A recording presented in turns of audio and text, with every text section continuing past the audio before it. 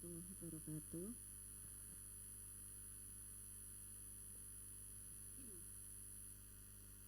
Ini tentang anatomi dan fisiologi mata. Jadi struktur mata itu ada bola mata ya. Bola mata ya kayak bola ya. Kalau kalian ambil sebentar lagi kan ada kurban toh ya. Hari raya kurban. Zaman saya residen dulu karena suami saya itu biasanya jadi panitia kurban. Itu matanya mesti saya minta buat belajar operasi. Jadi kalau diambil, kita ngambil bola mata ya benar-benar kayak bola bulat gitu kayak bola ya. Makanya namanya bola mata. Nah, kemudian ada orbita, ada otot ekstraokuler dan lintasan visual. Ini poin-poin penting yang kalian wajib memahami. Tujuannya apa? Tujuannya supaya di 4 pekan ini ya, bukan 4 pekan ya, kalian jadinya berapa? 6 ya, 6 pekan liburan kan 1 belajar ya, 6 pekan belajar mata ini bisa paripurna nilainya. Kayaknya mata nggak ada yang ngulang ya? Ada yang ngulang? Ada? Yang kakak kelas ada ya? Padahal harusnya nilainya bagus-bagus. Ini datang nggak? Yang kakak kelas datang nggak? Suruh datang ya besok lagi, soalnya pesanan dari Kaprodi, soalnya diminta 60% dirubah minimal.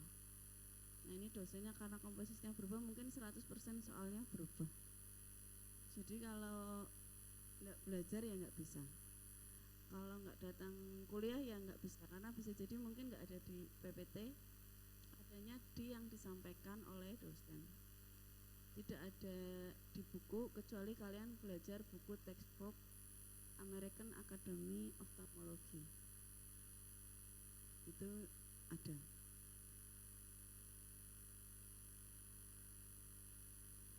Ini mata yang sering saya tadi sudah saya sampaikan bahwa mata itu semudah kalian melihat mata kalian di cermin ya.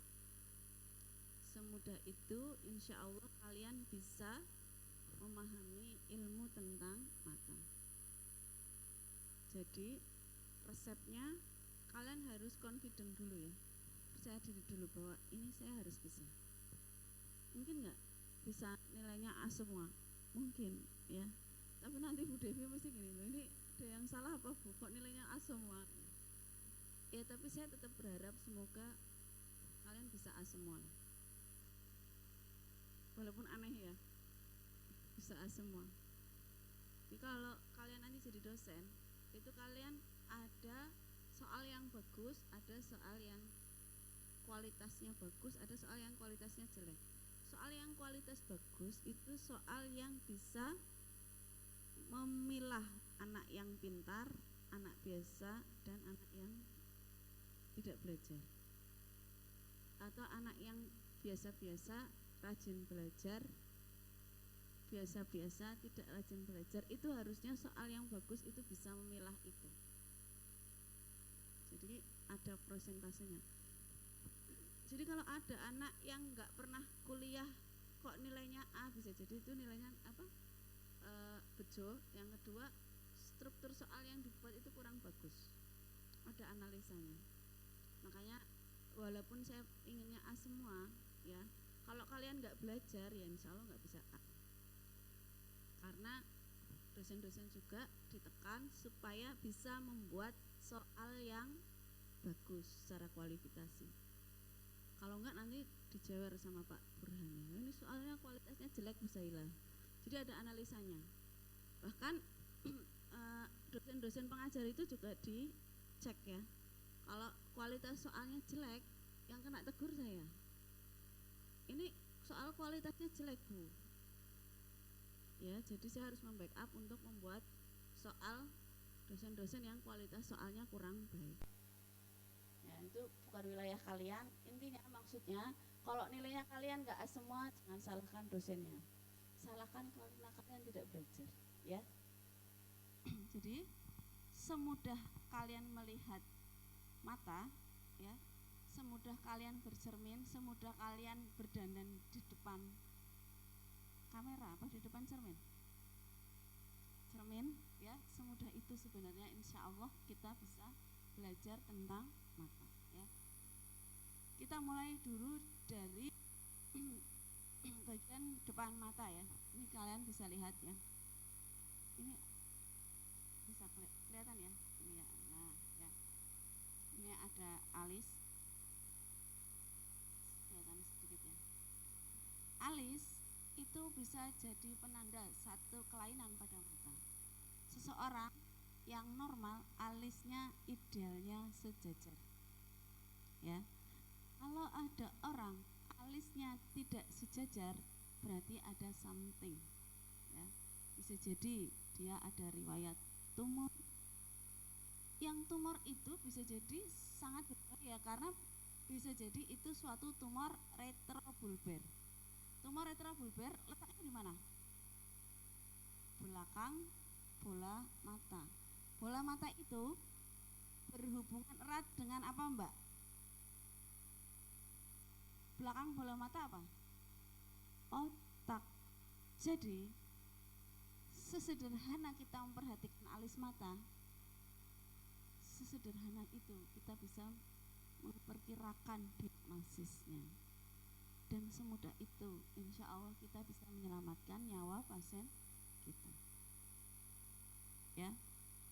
Makanya jadi dokter itu penting sekali untuk dekat kepada Allah Subhanahu wa Ta'ala. Kenapa?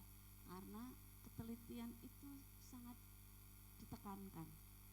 Kalau kita nggak teliti, kita teledor, kita kelewat, ya, itu bisa jadi fatal sekali, ya. Sesederhana kalian memperhatikan alis saja itu bisa menyelamatkan nyawa pasien kita. Kebanyakan tumor retrobulbar ya untuk perempuan Indonesia ini, bukan saya mengkampanyekan karena anak saya 10 ya. Tapi ini benar-benar saya itu, ada yang nggak percaya anak saya 10?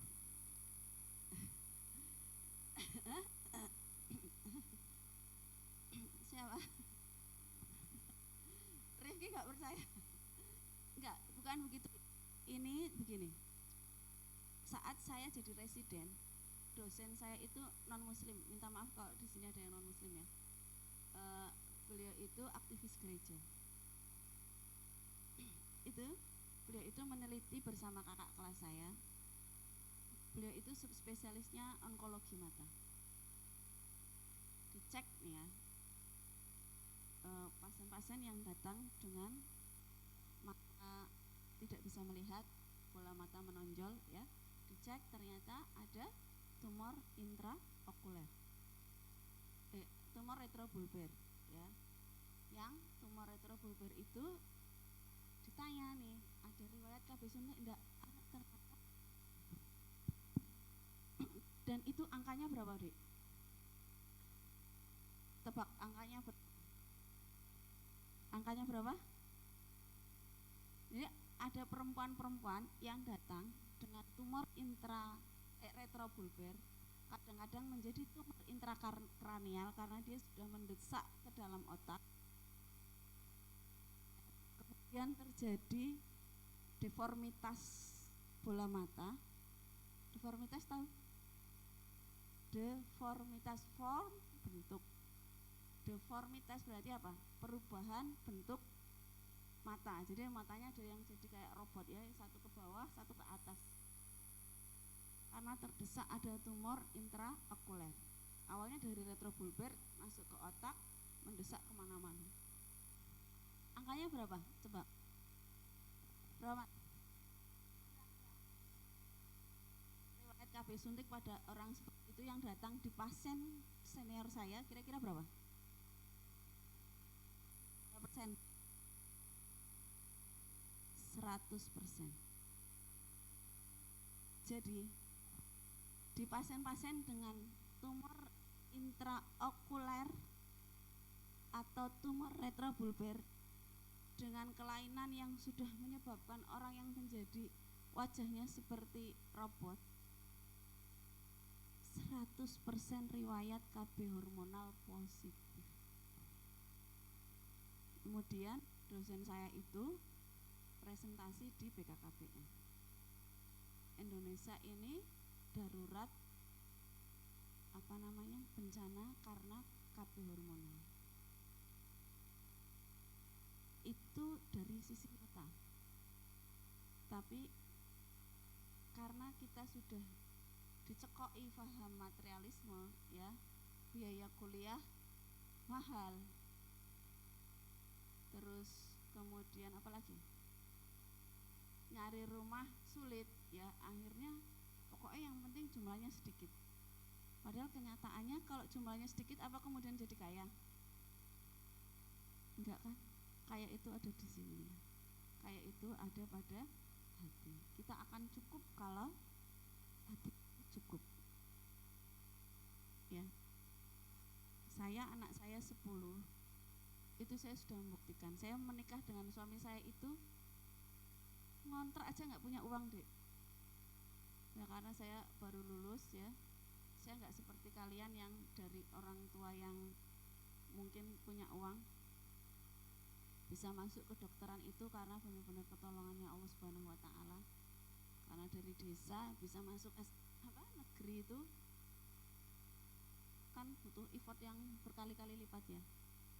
Saya jadi menikah selesai itu ya sudah punya apa-apa, ngontrak aja nggak punya uang, ya. Tapi begitu saya hamil anak pertama bisa beli rumah, hamil anak kedua, ya, jadi rezekinya itu bawa anak. Kalau ada orang adiksi obat, ya mungkin saya adiksi hamil, bukan karena apa-apa, karena setiap anak itu membawa keberkahan, ya. Saya merasa kalau ketika saya hamil doa saya itu tanpa hijab. Saya butuh apa saja saat itu, misalnya saya butuh sekedar saya batin, ya, kan saya sering berpuasa, ya. Posisi hamil dulu, ya ini ilmu lagi, ya. Dulu zaman saya jadi dokter umum, saya itu jadi asistennya, dulu saya ingin jadi SPOGD, spesialis obgyn. Jadi asistennya dokter obgyn. Jadi dulu tuh di rumah sakit PKU Kartosuro itu dokter penyakit dalam, dokter obgyn itu hanya berpraktek di hari-hari tertentu. Yang visite, yang apa-apa itu dokter umumnya yang tiap hari datang. Nah di situ dokter obgynnya itu kalau ada pasien hiperemesis gravidarum itu diminta puasa. Karena saya dulu anak pertama hiperemesis gravidarum dan saya dilarang puasa sama suami, saya cerita sama suami saya, hamil anak kedua saya itu puasanya Daud, dan alhamdulillah lancar melahirkannya. Sampai saya punya anak ke-10, saya alhamdulillah tiap hamil itu berpuasa. Dan ketika saya misalnya puasa, pas puasa sunnah, ya, misalnya hari ini saya kepingin makan apa itu, ya, tiba-tiba ada yang nganterin, itu masalah kecil lah, ya. Maksudnya saya ingin bukan saya mau mengatakan bahwa ini loh saya bisa ini, bukan ya. Saya hanya ingin mengatakan pada kalian bahwa, ya, namanya rezeki itu yang memberikan Allah Subhanahu wa taala. Yang namanya rezeki itu yang memberikan Allah Subhanahu wa taala. Yang namanya rezeki itu yang memberikan Allah Subhanahu wa taala. Itu yang harus kita tekankan. Jadi bukan pemerintah, bukan orang tua kita, ya, bukan siapa-siapa, tapi benar-benar Allah Subhanahu wa taala. Ini sekedar intermezzo saja, ya, bahwa KB hormonal itu sangat berbahaya. Sangat berbahaya, ya. Jadi salah satu penandanya, ya, adanya asimetris wajah wajahnya jadi kayak robot. Apa efek? Ya ini efeknya ke ibunya, dia jadi bergantung kepada orang lain. Saya punya, baru saja datang dari luar Jawa ya, dirujuk ke tempat saya, katanya pasiennya itu selalu bingung. Dicek, katanya di sana nggak ada apa-apa. Ya, saya cek funduskopi, ternyata nervus opticus itu lokasinya di sini. Papil nervus opticus itu kan harusnya warnanya merah kekuningan, ya. Itu pucat, kuning pucat. Saya tanya riwayat KB suntik, ternyata positif selama 20 tahun. Usianya waktu itu 45 tahun. Jadi anaknya hanya 2 ya. Ternyata apa yang terjadi? Saya CT scan, ada tumor intrakranial yang dia itu mendesak pusat memori, sehingga pasiennya itu jadi kayak orang linglung, bingung. Pasien pusing, suaminya bisa didampingi nggak kalau pasien kayak begitu? Diajak komunikasi aja nggak bisa, ya kan? Padahal suaminya di puncak karirnya. Kalau kayak gitu kira-kira apa? Bisa terjadi keretakan rumah tangga. Yang lebih parah lagi, ada pasien saya dengan kondisi seperti itu datang, tahu-tahu minta maaf ya, di tempat periksa itu buang air kecil sudah nggak bisa mengendalikan. Umur 45 tahun. Kira-kira kalau kayak begitu suaminya gimana, Dek? Bisa berpindah ke yang lain. Ini buat perempuan-perempuan, saya sarankan sekali hindari KB hormonal.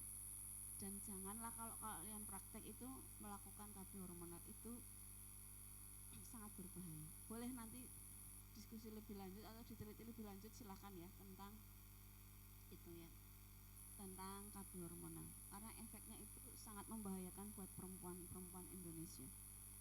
Secara vitalitas jadi turun, secara mentalitas jadi turun ya, hipertensi dan lain-lain banyak sekali. Kita lanjut dari setelah alis ya tadi ya, sesederhana kita mengamati alis ya, itu bisa membuat kita mendapatkan satu gawat darurat pada pasien-pasien kita. Yang selanjutnya ini kalau kelihatan dari luar ya, ini apa? Kelopak mata ya. Nah, kelopak mata itu punya fungsi, Mbak. Fungsinya apa kelopak mata?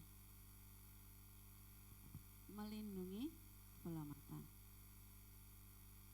Makanya kalau ada orang yang, nah ini ya Mbak, KB hormonal itu salah satunya juga bisa menyebabkan matanya menonjol, menutupnya jadi tidak sempurna. Nah kalau mata menutup tidak sempurna, ini korneanya bisa keruh. Kalau kornea keruh, penglihatan buram. Penglihatan buram, aktivitas terganggu ya, efeknya kemana-mana. Nah, selain berfungsi melindungi mata, dia berfungsi sebagai apa? Apa, Mbak? Yang perempuan mesti tahu. Sebagai apa? Kelopak mata fungsinya?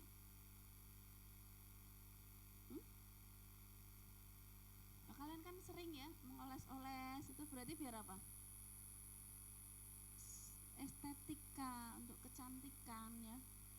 Kenapa ada artis-artis yang eyelid crease-nya nggak ada? Ini kan pada minta maaf ya, orang-orang Chinese ini kan biasanya nggak ada eyelid crease nih. Ini eyelid crease namanya ya. Nah, itu ada operasi untuk membuat ini, membuat eyelid crease namanya. Jadi kalian yang nggak usah operasi kok sudah ada ini, bersyukurlah. Meskipun kalian nggak secantik Syahrini ya, tapi bersyukurlah ya, bisa jadi kalian lebih bahagia daripada dia ya. Terus kemudian ada bulu mata. Nah, bulu mata ini fungsinya untuk melindungi mata juga dan kecantikan ya. Di bawah struktur bola mata ini ada adnexa, ada kelenjar. Nah, yang kelenjarnya ini berfungsi untuk menghasilkan namanya tear film. Nah, ini fungsinya ya, dia memelihara supaya kornea ini tetap transparan dan jernih. Jadi ini kan kornea itu tidak ada pembuluh darah. Dia itu mendapat makanan itu dari limbus, sehingga dia tetap jernih. Masuk ke dalam ya, ini kornea, ini di sini kornea, belakangnya ini ada iris. Ini ya, ada iris. Ini iris ini dia itu radier. Radier itu apa? Kayak roda ya. Tahu roda itu kan ada ininya ya, ada tengah, terus kemudian ada garis-garis ya kalau roda ya. Roda mobil kan kayak gitu ya. Nah, ini seperti itu.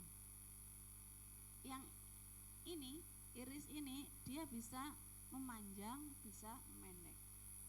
Efeknya kalau dia memanjang apa? Ini pupil. Pupilnya mengecil. Jadi saat iris relaksasi, pupilnya mengecil. Kalau irisnya kontraksi, pupilnya melebar. Nah, ini setelah iris, ini ada pupil ya. Pupil ini bisa menjadi satu penanda ya kelainan pada mata.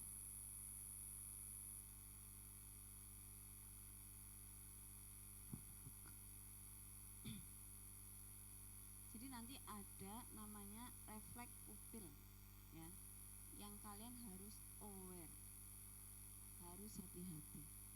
Saya pernah dulu kerja di sebuah rumah sakit, dokter IGD-nya telepon saya, "Dok, ada pasien matanya merah." "Oh, ini gimana, Dok?" "Oh, pupilnya gimana, Mbak?" "Pupilnya baik-baik saja." "Oh, kalau baik-baik saja ya sudah, pasiennya dipulangkan dulu." Pas kontrol ternyata pupilnya melebar. Pasien mata merah, pupil melebar, kalian harus hati-hati, bisa jadi itu suatu emergensi ya. Jangan-jangan itu suatu glaukoma attack, cuma pasiennya sudah adaptasi jadi nggak kelihatan kesakitan. Nih, sampai sini ada yang mau ditanyakan?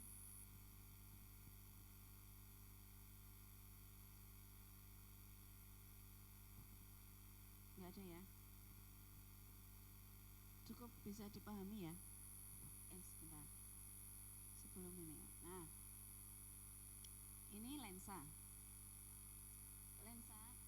Lensa sebagaimana yang saya sampaikan, dia seperti bola lampu.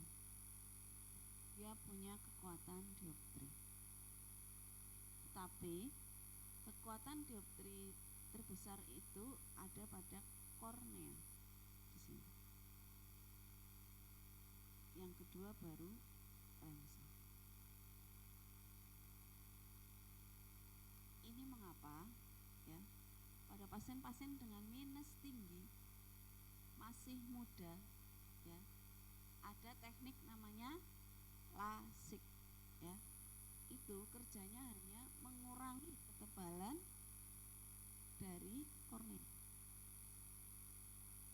Pengurangan ketebalan kornea sebesar 100 mikron itu bisa mengurangi kelainan dioptri 3 dioptri. Jadi Jadi kalau 200 mikron tuh nggak ada 2 mili loh dek. Jadi berapa ya, 1/2000-nya mili ya, itu bisa memperbaiki 6 dioptri. Nah, jadi ini lampunya ya, ini yang memendarkannya ya, yang membuat jadi lebih kuat.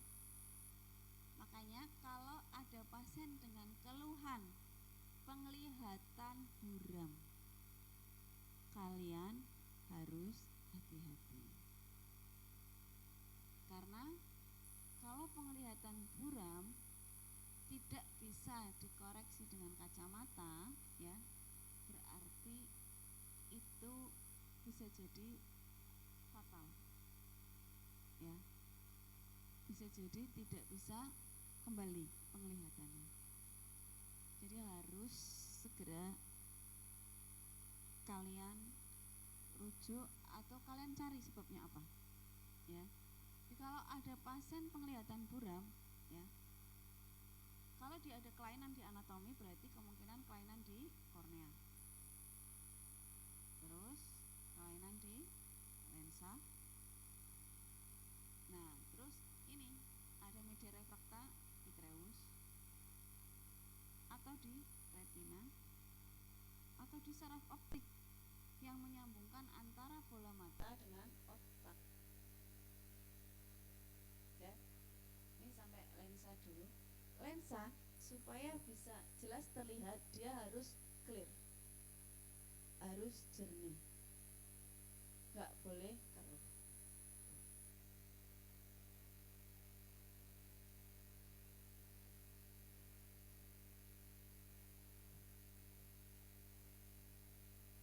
Nah, kekuatan terbesar dioptri ya. Jadi media refrakta ya, tadi saya sampaikan dulu lagi ya.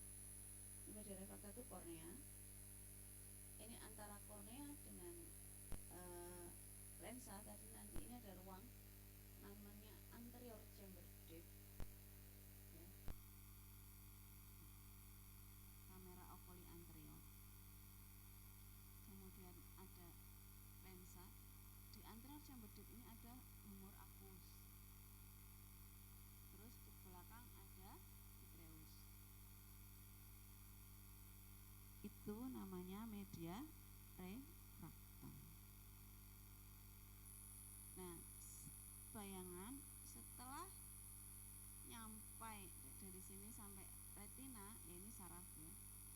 Kemudian ditransfer ke otak.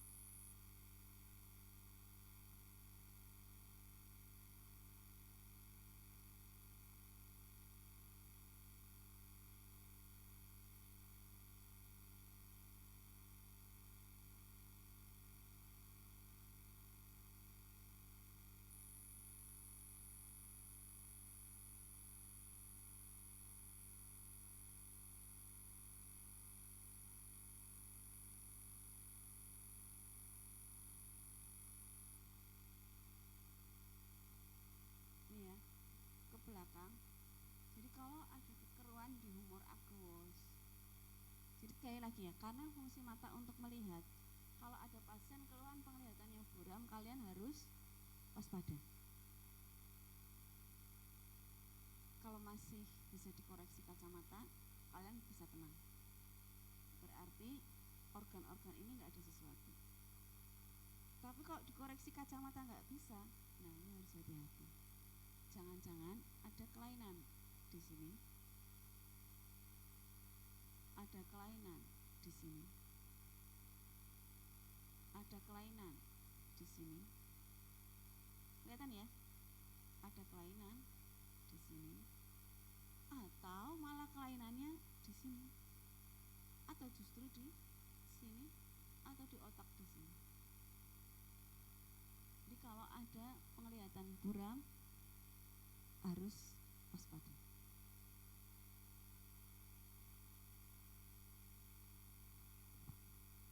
Ini bola mata ditaruh di mana ya? Allah menyimpannya pada dinding yang sangat kokoh. seperti sebuah gua, ya. Ini kayak gua kan, dan ini keras sekali, Dik.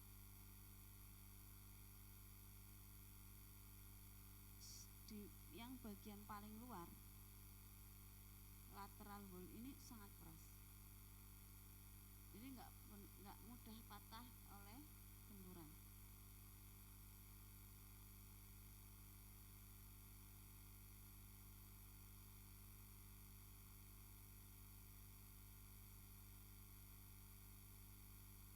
Terus ini ya, ada kanalis optikus. Capek saya duduk ya. Ada kanalis optikus ya, Dik. Nah, kalian tadi kan lihat nervus optikus ya. Nah, nervus optikus itu dia itu masuk ke dalam kanalis optikus itu bersama-sama dengan otot ekstraokuler dan ada pembuluh darah di dalamnya.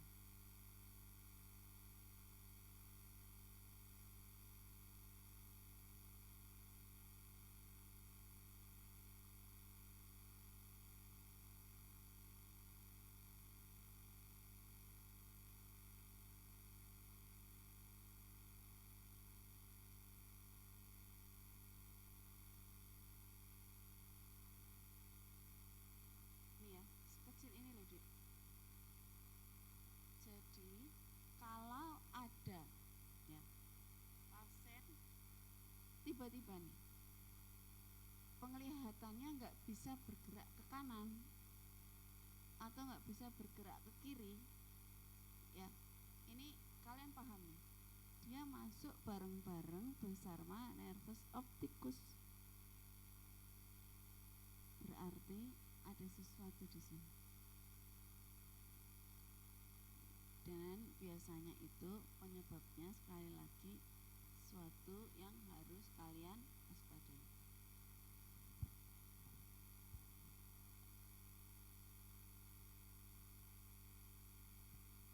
Ya, ini organ yang penting pada mata ya. Terus ini ya, Dek, ada namanya laser wing, ya. Cuma letaknya di sini. Inilah lokasi di mana dia itu punya reseptor yang sangat kuat terhadap hormon estrogen dan progesteron. Sehingga kalau kalian menyuntikkan KB hormonal,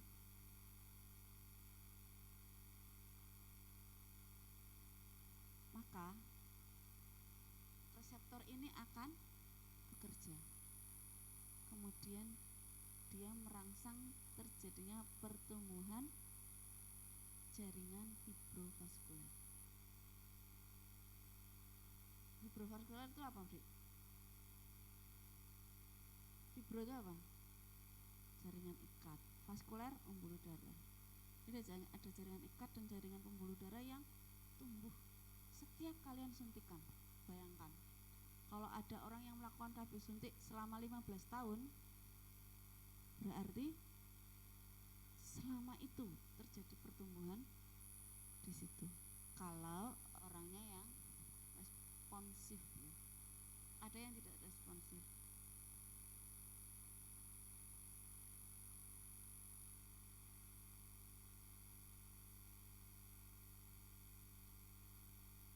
Ini cukup ya. Ini ada lagi, oh ya, ini juga organ penting nih ya. Ini frontomaksila.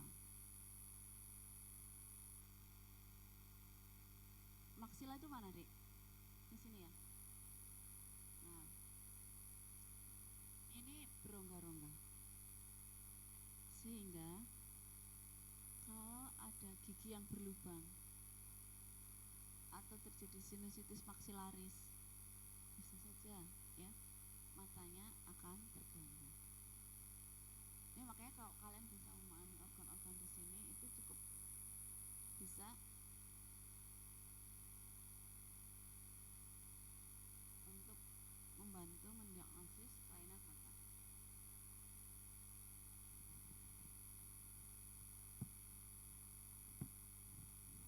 Selanjutnya palpebra.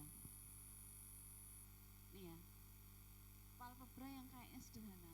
Lihat deh ya, lapisannya. Ini depan, kita lihat ini ya. Ini lapisan apa ini?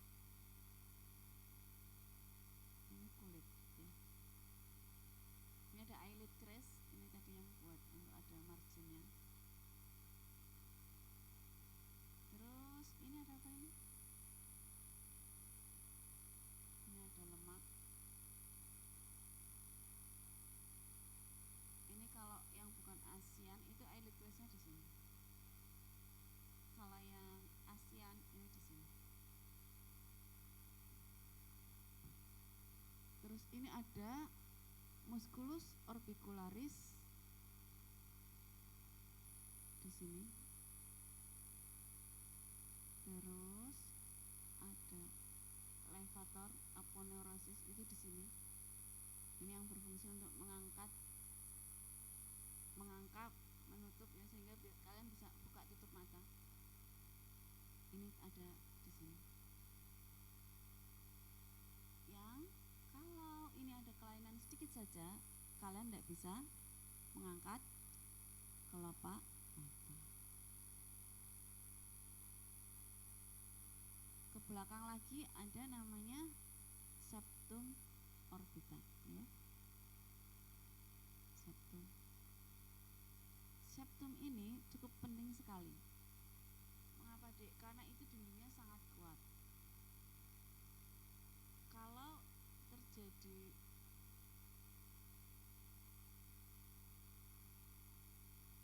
kelainan, infeksi, belum menembus septum, insya Allah penglihatan masih aman.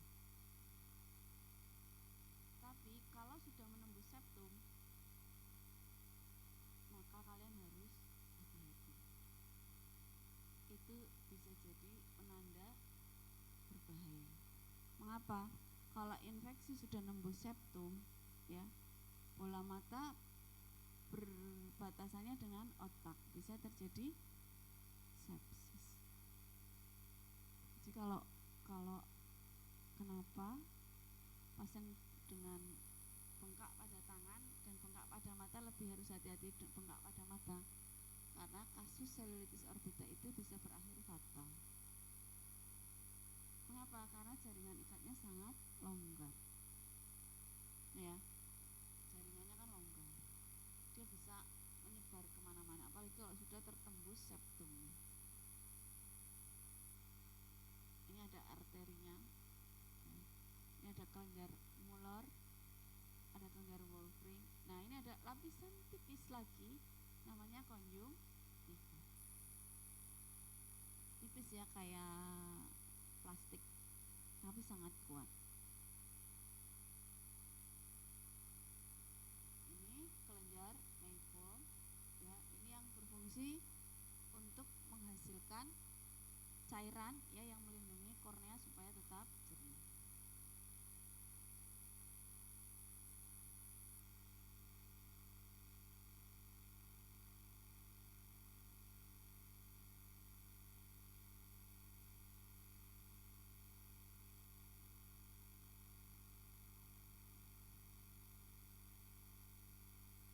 Ya, ini loh konjungtiva.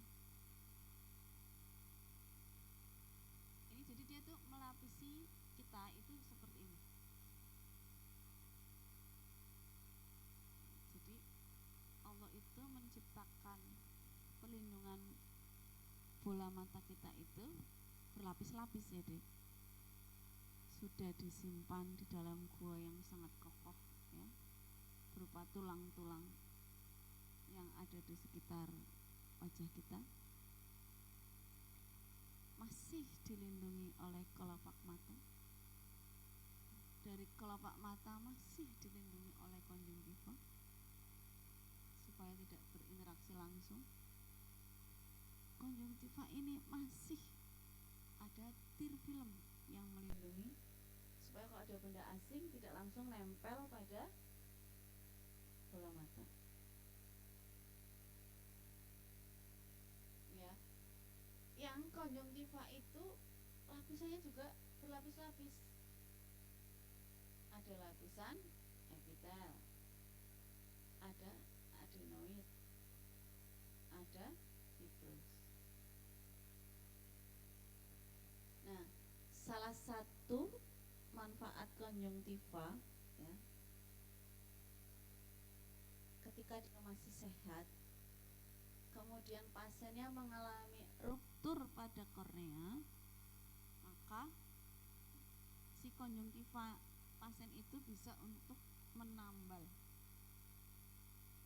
kornea yang mengalami kebocoran. Nah, nanti kuliahnya dengan Dr. Halida ya, tentang tindakan-tindakan operatif bedah pada kornea. Jadi kornea perforasi kalau zaman dulu itu dikerok langsung supaya tidak infeksi.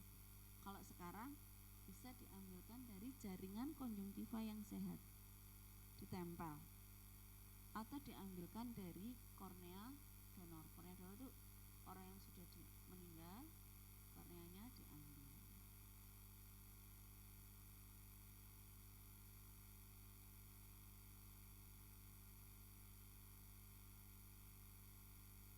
Sampai di sini ada yang mau ditanyakan? Saya soalnya pernah ditegur kuliahnya terlalu cepat, jadi nggak paham. Udah paham ya? Yang tidur bangun. Yang ngantuk bangun. Silakan cuci muka dulu. Sudah nggak ada yang ngantuk?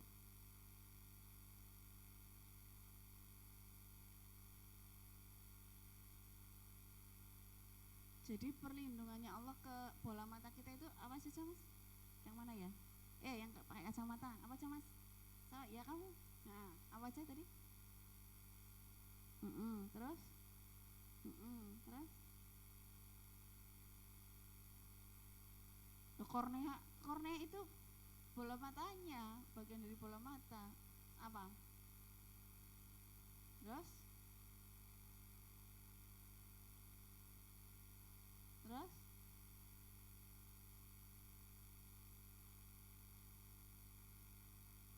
Ya, hampir film. Tertangkap kamera ngantuk tadi ya.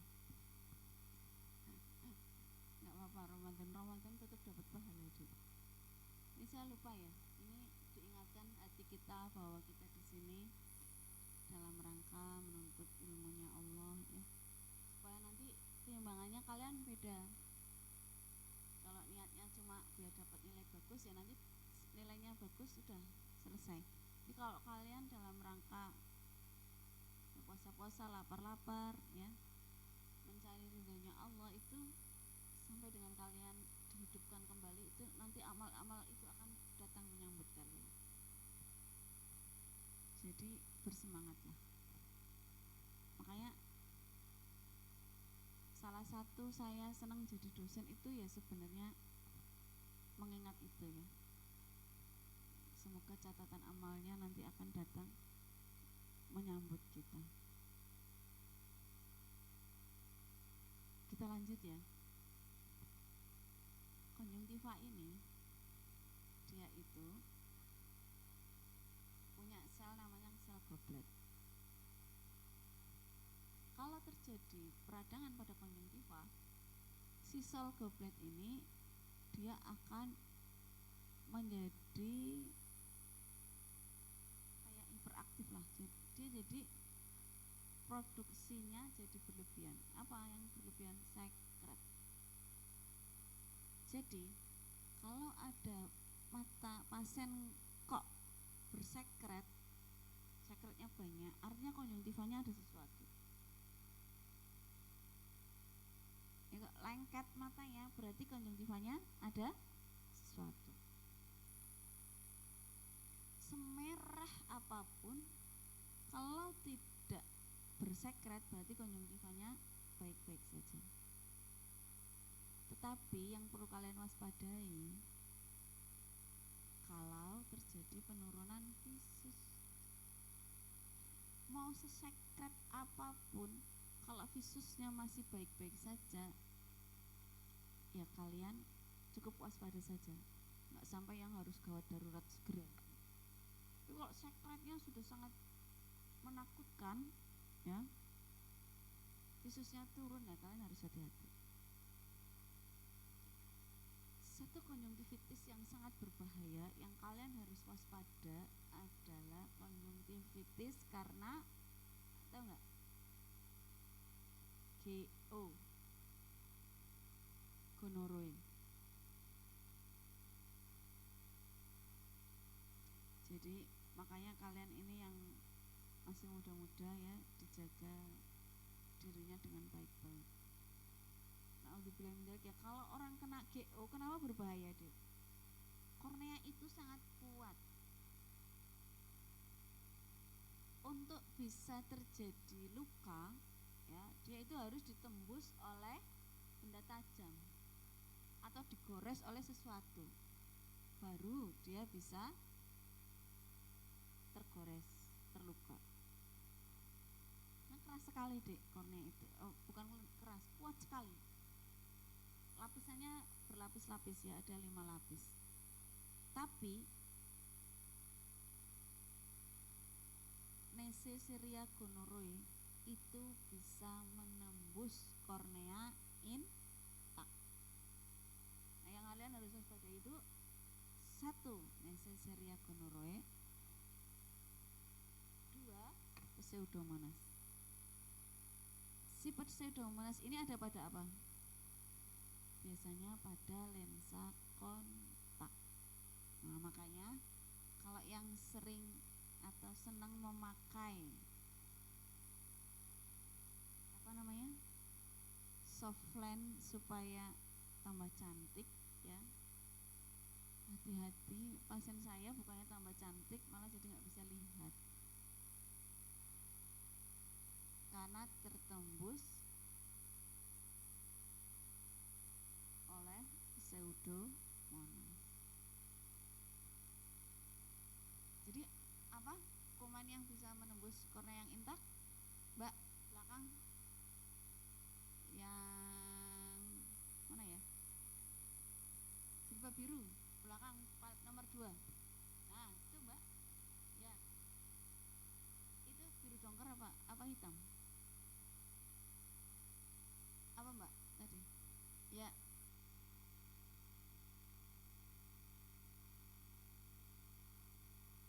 Ya. Jadi konjungtivitis itu sebenarnya tidak terlalu berbahaya karena dia tidak menyebabkan penurunan tajam penglihatan, asal dia tidak sampai merusak kornea.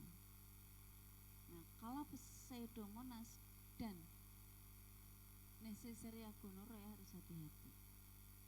Bahkan kalau misalnya ada dokter, nanti kalian jadi objin ya, kok dia ada tulisannya sifilis positif atau Neisseria gonorrhoeae positif, kalian itu harus pakai pelindung.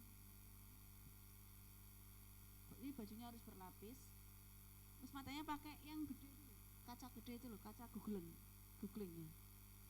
Ini buat kalau yang mau jadi objin ya, harus hati-hati. Karena pernah ada kasus melahirkan, dokternya itu tidak waspada, nyemprot ke mata ya, langsung kena. Jadi kalian menolong wajib, tapi diri sendiri juga harus diperhatikan.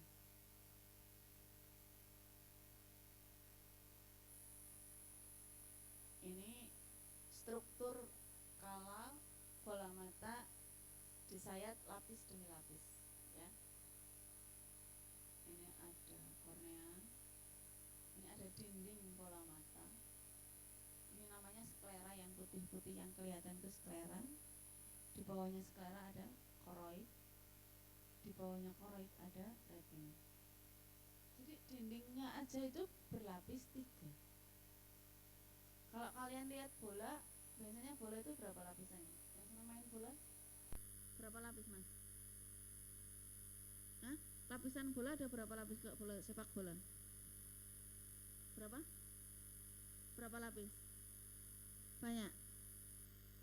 Berlapis-lapis ya. Nah, bola mata itu ada 3 lapis. Tetapi Tapi retina toktil itu ada 10 lapis.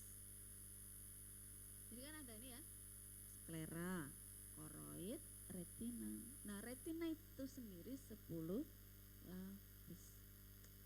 Sebegitu hebatnya Allah. Makanya kalau ada orang yang mengatakan sesumbar bahwa kita lahir itu panggilan alam, itu ya salah.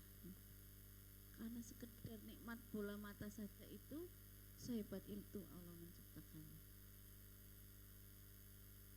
Coba kalian kalau membayangkan sesuatu yang menyedihkan, terbayang nggak di mata kalian? Hatinya langsung sakit ya nggak? Membayangkan puasa-puasa, membayangkan makanan yang enak, kebayang nggak di mata? Apa yang enak buat kalian namanya apa? Karena kan enak buat saya belum tentu enak buat kalian ya. Harvest buat kalian enak nggak? Ya wis, bayangkan harvest. Apa yang terasa di lidah? Hipersalivasi ya. Itu kenapa?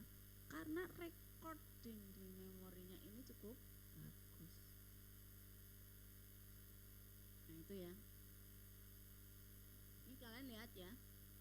Ini lensa.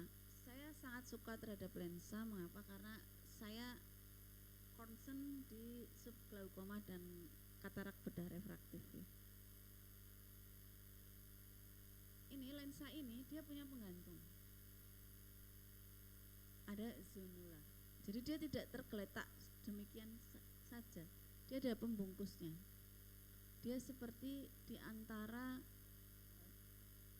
cairan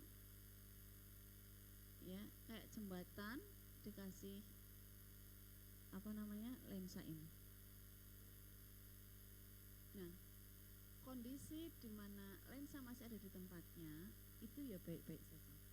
Tapi kalau penggantungnya ini sudah geseh, itu bisa menyebabkan namanya keadaan subluxasi lensa. Nah, subluxasi lensa itu ada kongenital, ada didapat. Didapat itu salah satunya karena kecelakaan misalnya.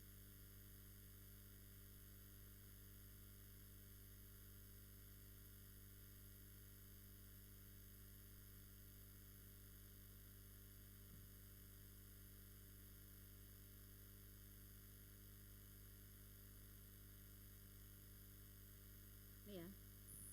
Ini histologi kornea.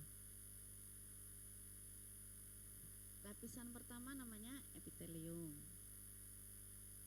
Terus ada stroma. Nah, ini stroma itu yang paling lebar, Mbak. Dokter-dokter ahli bedah refraktif melakukan manipulasi atau intervensi untuk mengurangi minus itu ya di lapisan stroma ini. Mengapa? Karena ini lapisannya avaskuler, tidak ada pembuluh darah, sehingga kalau diambil nggak akan terjadi perdarahan. Ya kan orang lasik kan nggak berdarah,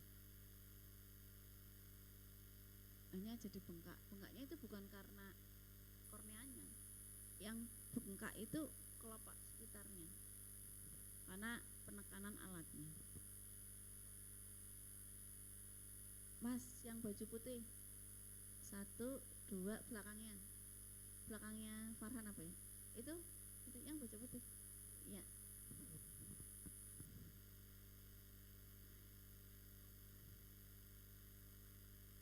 Ayo mas, di area mana? Di area mana lasik itu?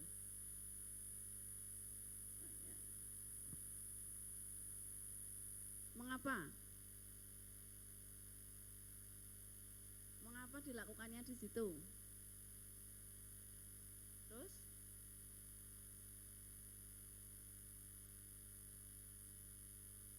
Ya, dia merupakan lapisan paling tebal.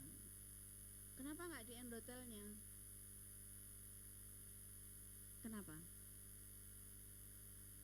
Hah? Enggak, endotel itu bukan vaskuler. Endotel itu dia ini kan avaskuler. Semua jaringan ini avaskuler. Endotel itu ada namanya pompa endotel. Yang dia itu mentranspos natrium, kalium ke dalam lapisan ini supaya tetap jernih. Jadi kalau terjadi manuver operasi katarak yang berlebihan, itu yang disenggol adalah endotel. Nah, kalau endotelnya rusak, bukannya jadi terang operasi itu, jadi tambah buram. Itu ya Mbak yang ikut penelitian bareng saya ya. Kenapa manuver operasi itu penting, parameter itu penting, karena dia bisa merusak endotel kornea kalau salah.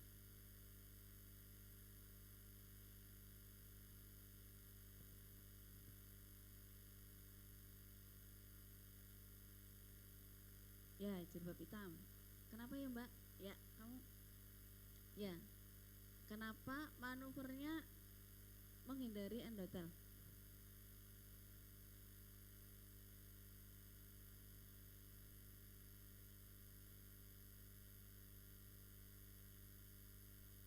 Ya. Sekarang sklera. Ini saya Dur jam berapa Dek? Jam berapa? Ah? 11? 11 berapa? Ya, sebelum duhur ya. Biar nanti tidak hutang sholat. Bersholatnya tepat waktu. Kita belajar tentang sklera ya. Sklera ini letaknya di mana tadi? Di lap putih-putih ya, di tepinya kornea. Itu namanya sklera. Sklera itu ya, kalau terjadi peradangan, dia ini kan jaringan ikat longgar ya. Coba deh kalian yang asisten histo siapa? Mana asisten histo?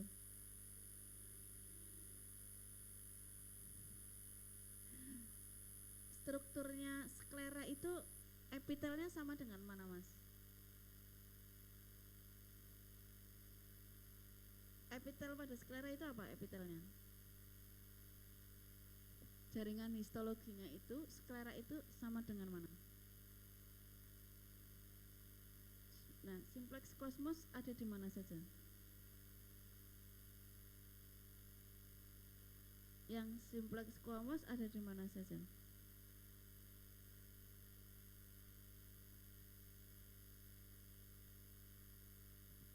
Jadi suatu skleritis ya, kalau sudah yang kena ada sklera ya, ini terkait dengan jaringan histologinya. Kayak orang kena Stephen Johnson syndrome, yang kena mana aja? Mukosa kan, dimanapun yang ada mukosanya kan bisa kena. Nah, sklera juga sama. Jadi biasanya kalau ada orang kena skleritis, itu bisa jadi penanda suatu sifilis, bisa jadi penanda suatu osteoartritis, bisa jadi penanda suatu TB yang sudah manifest ke organ lain. Karena apa? Karena epitelnya hampir sama.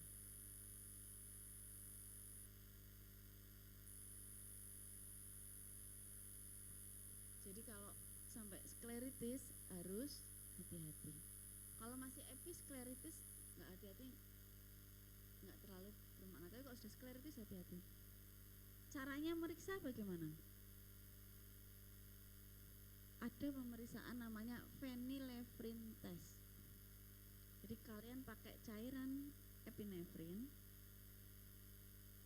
ditaruh di cotton bud ya, kemudian diaplikasikan pada organ yang mengalami nodul atau merah. Kalau merahnya hilang, maka itu suatu episklera. Tapi kalau merahnya nggak hilang atau nodulnya nggak hilang, berarti itu suatu skleritis. Apa mas? Yang paling belakang? Tesnya namanya? Apa? Vanillefrin test. Beberapa kali CBT soal ini keluar.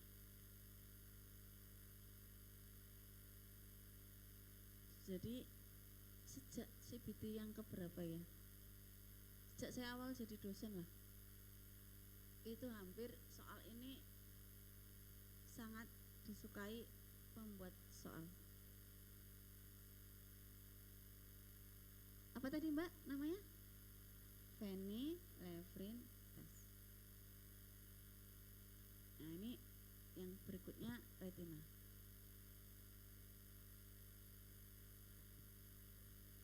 Retina itu ada 10 lapis. Yang paling penting adalah ini Dik. Retinal pigment epithelium. Ini mengapa penting? Karena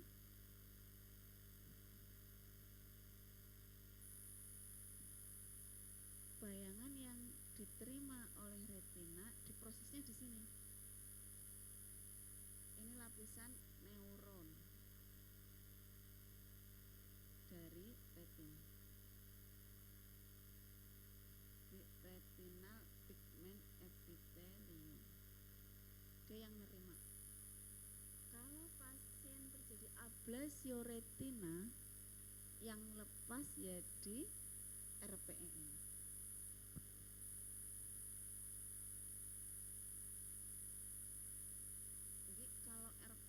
Ablasio retina sebenarnya apa? Ya lepasnya RPE dari ke-10 lapisan ini.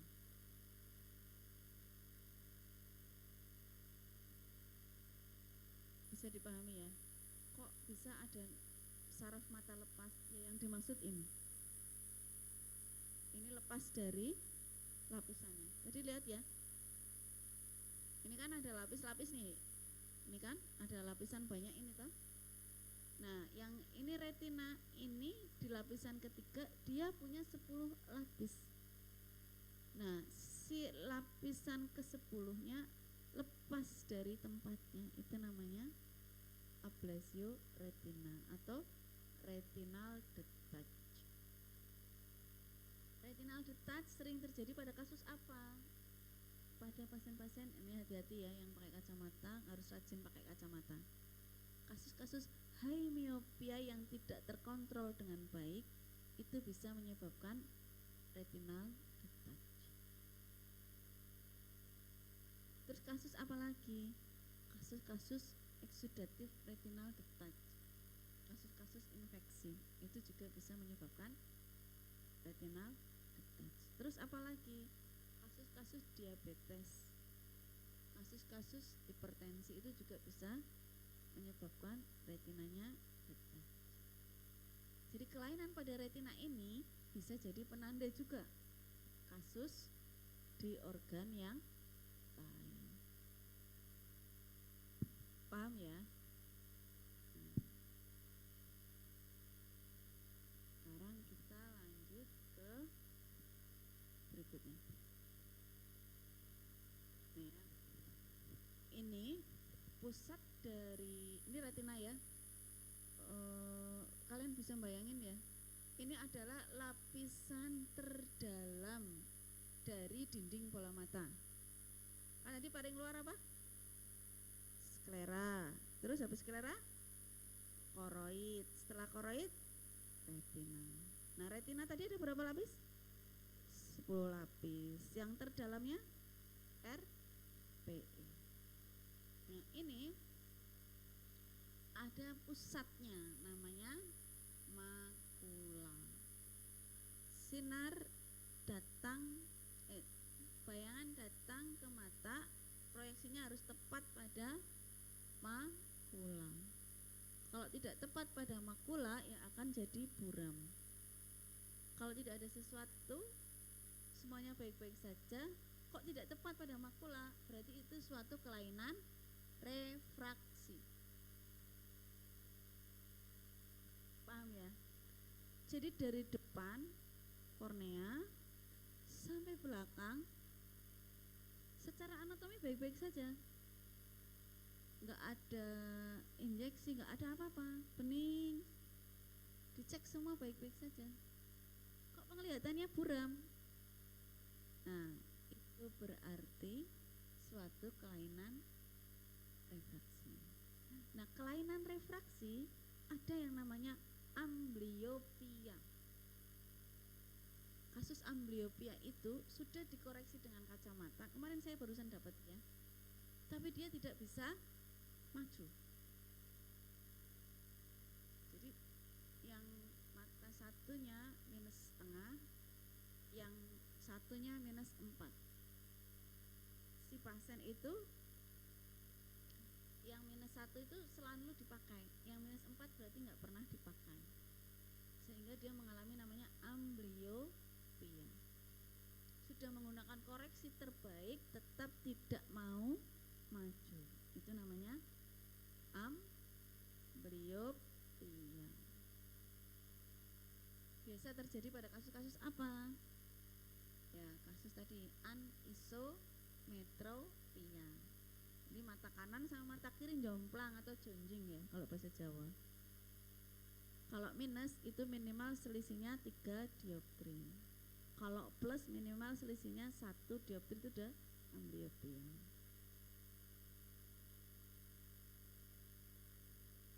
Kok amblyopia? Anisometropia. Anisometropia tidak selamanya jadi ambliop kalau dia ditreatment dengan baik. Sayangnya di Indonesia itu anisometropia itu tidak bisa mendapat tata laksana yang baik. Ya kalau yang satu minus setengah, yang satu minus 4, ya sudah, yang minus 4-nya itu menyesuaikan saja, sehingga yang penting nggak pusing.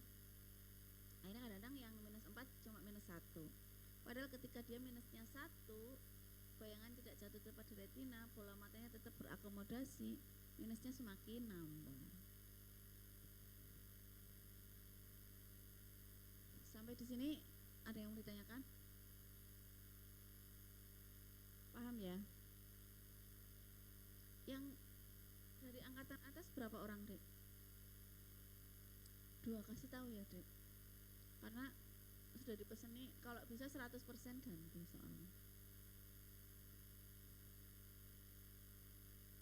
Ini lensa ya. Struktur di lensa ini seperti ini. Nah, yang bikin penglihatan buram itu di mana? Di sini, Dek. Yang awalnya transparan ya, akhirnya mengalami denaturasi ya, semula bening jadi memadat.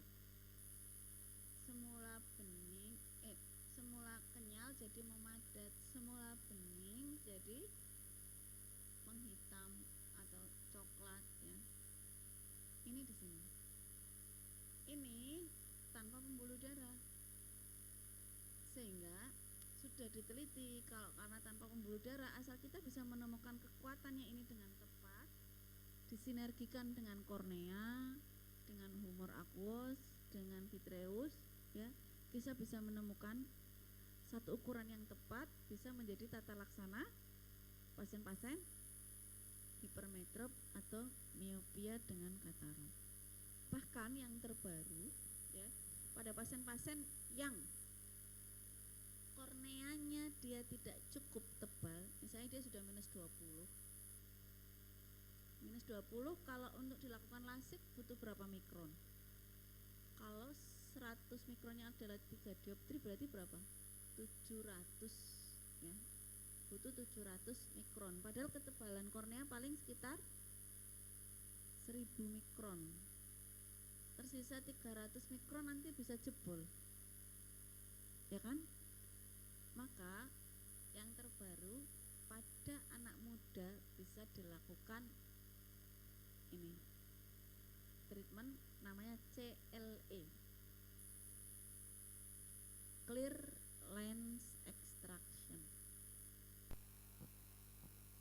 Jadi masih jernih, tanpa katarak, diambil lensanya, diganti ukurannya menyesuaikan kondisi kornea dan lain-lain, sehingga ketemulah dioptri yang tepat, minusnya jadi hilang.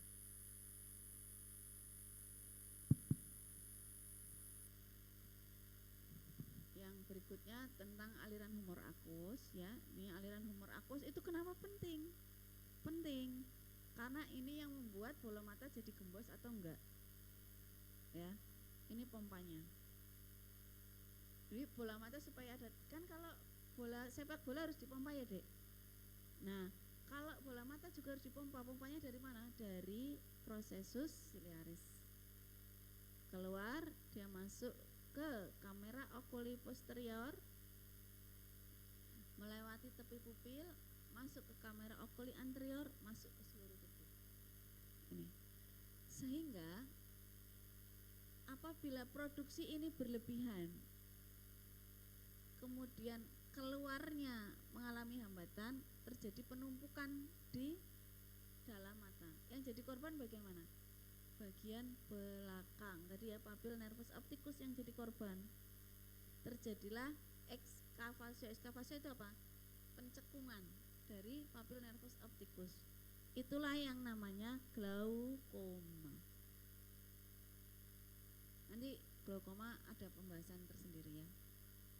Prinsipnya bahwa aliran humor aqueous ini penting sekali ya untuk bola mata tetap menggembung, tetapi kalau itu berlebihan, tidak ada keseimbangan pada keluar masuknya, itu cukup berbahaya.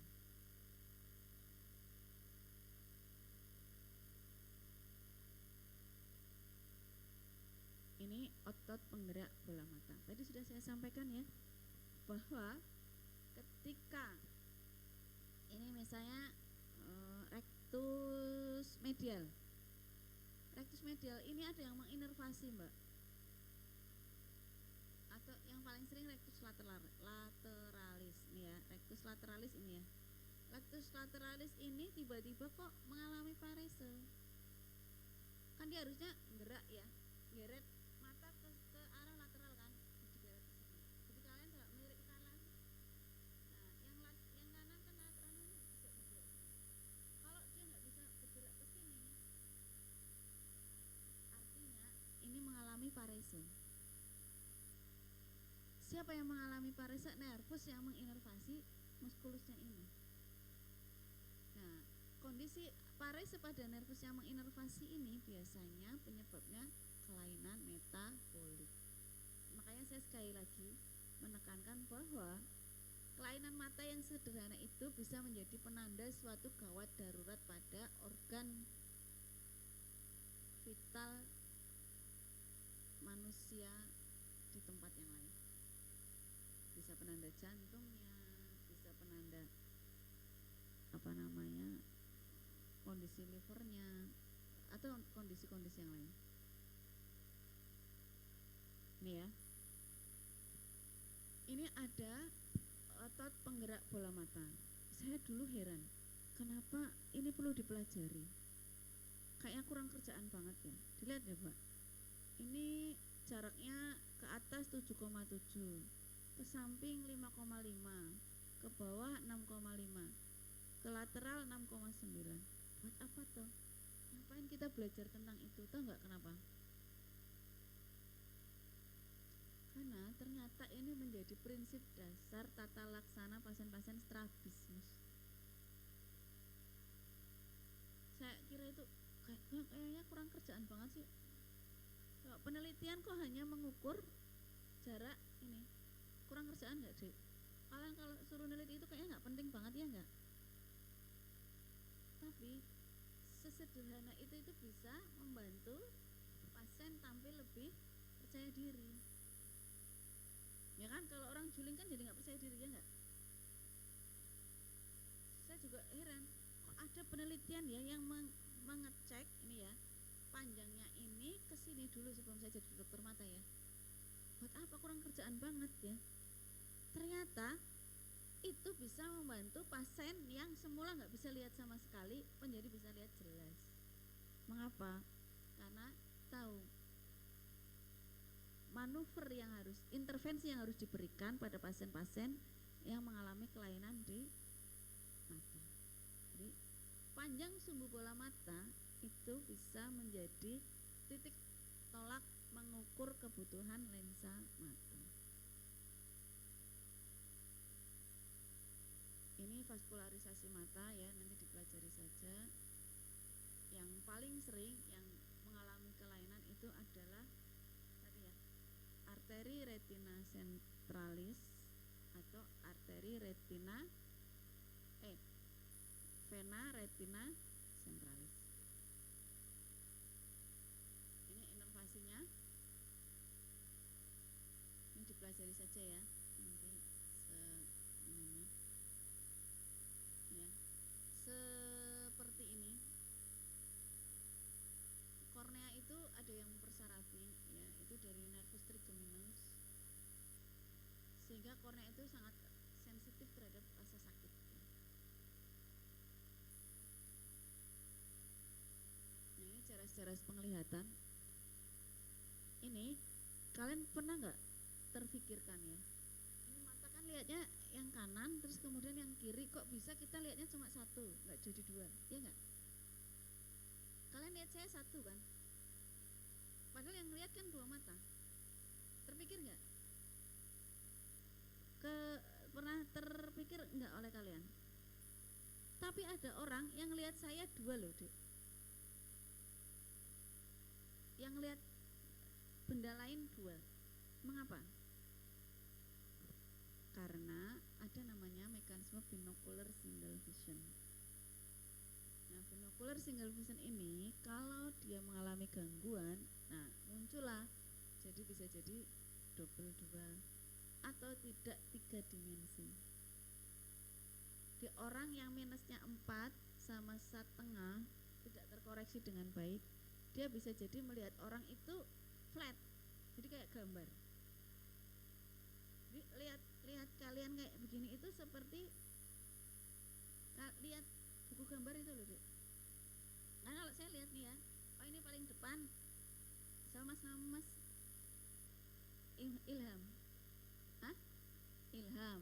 Terus yang belakang siapa? Alek, Awan. Terus belakangnya siapa lagi, Bang? Itu terlihat kalau itu berurutan. Tapi kalau orang yang binocular single vision yang nggak baik, itu terlihat sama. Kayak benar-benar kalian lihat kertas pada gambar. Ini pengaruhnya di mana, Dek? Pengaruhnya pada pekerjaan yang membutuhkan ketelitian tinggi. Seorang operator microsurgery, seperti saya kan microsurgery ya, saya bedah refraktif.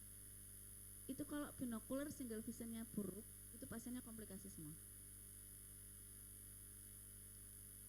Jadi kalau kalian merasa binocular single visionnya kurang bagus, tidak cocok ambil bedah refraktif atau dokter mata, tidak cocok ambil bedah saraf, karena itu butuh binocular single vision yang bagus. Jadi kalau opjin terus bedah yang makros kan nggak butuh ya, itu nggak apa-apa. Jadi kalau mata harus binocular single visionnya bagus, karena setengah milis melenceng saja itu mempengaruhi tajam penglihatan.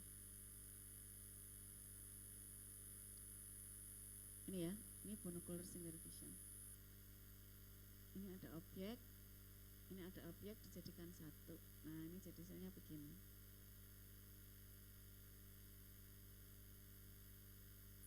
Terima kasih. Sampai di sini ada yang mau ditanyakan?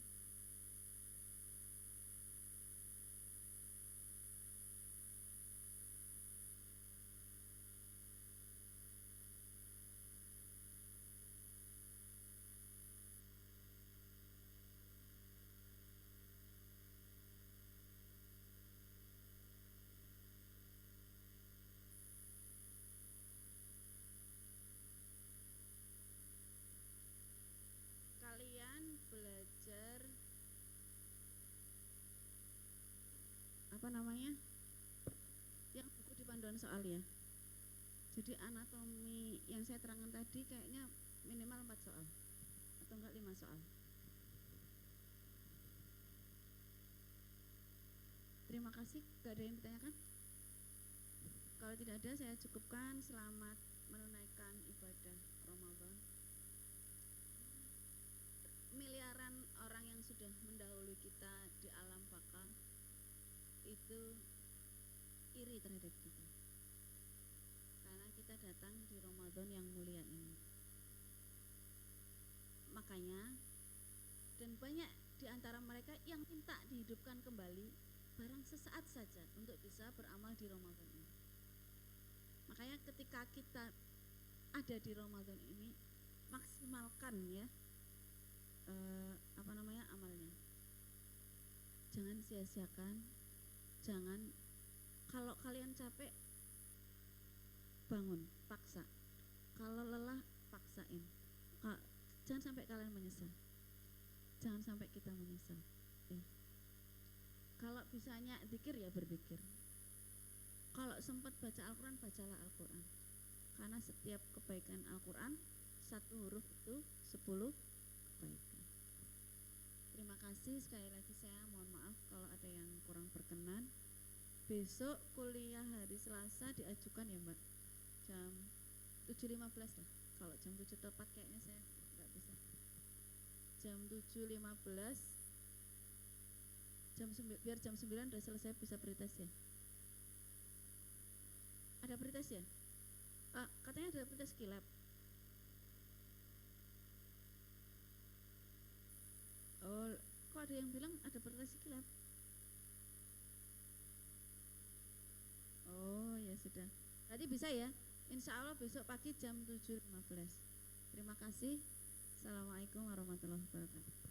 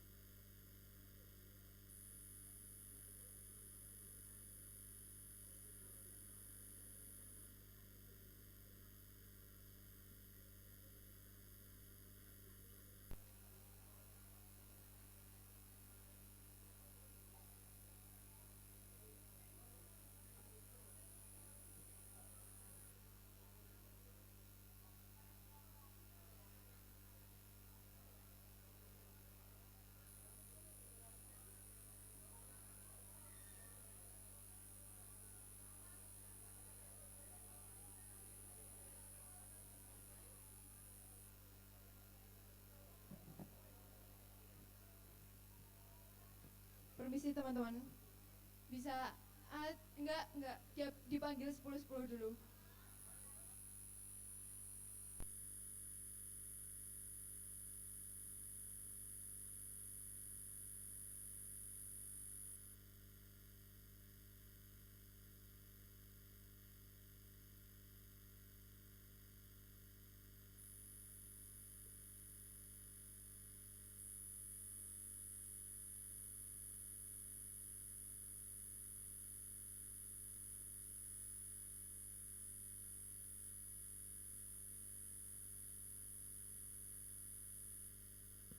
Mas Restu, NIM 2, 3, 4, 5, 6, 7, 8, 9.